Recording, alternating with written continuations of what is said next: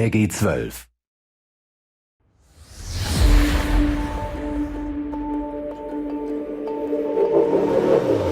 Over 6 years ago, we launched Guild Wars 2. It was the start of an epic journey for us as developers and for you, the fans. And together we've seen the community grow and flourish into what it is today. Now we want to take a chance to look back at the journey we've been on, as we've been learning and iterating on how to support and grow this game, and celebrate together what it is to be part of Guild Wars 2. From the very beginning, we knew we wanted to bring Guild Wars 2 to life, continually evolving it through new story content and features. We started with small things that rippled throughout the world, and then we went to Lost Shores. We told a brand new storyline on a brand new map with a brand new feature, the Fractals of the Mists. And it just kept evolving from there. We were embarking on a journey that nobody else had really tried to take before. To tell these stories that basically are richer and deeper because of the fact that they go on. It's like watching your favorite television show, except being a part of it.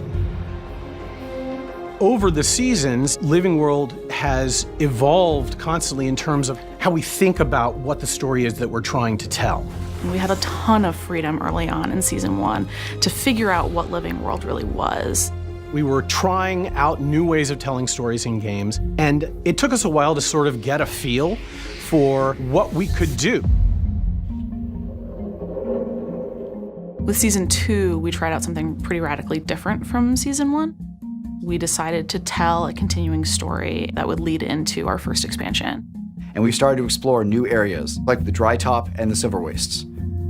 With season 3, we tried to develop a bit of a formula for what each episode was going to be, creating a process that would allow us to release big, meaty story updates, and then also start layering in some of the content that happens in between episodes. Things like new rewards, new masteries, new raids and fractals. New ways for players to explore, to discover, and to be a part of this evolving world. With season 4, we wanted to push the boundaries a little bit and see how big our story could get. We wanted to really show players what we could do with this kind of storytelling. Bigger adventures, more exciting foes, and a more epic storyline.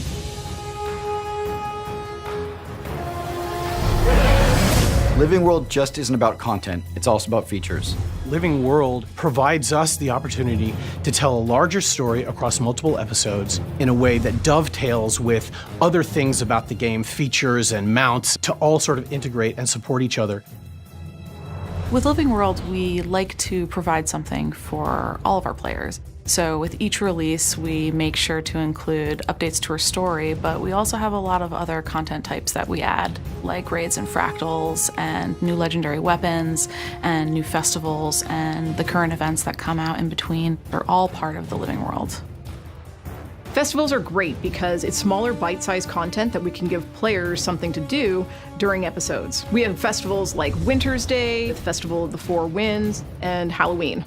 They all show the status of the world and show the way that it's moving forward. Looking towards the future, we're excited to keep delivering on the promise of free, engaging episodic content in Guild Wars 2. You can expect more great things from us as we move directly from Season 4 into Season 5. This means more engaging stories that expand the world of Tyria, new maps to dive into and explore, and more gameplay features that change the way the game is experienced.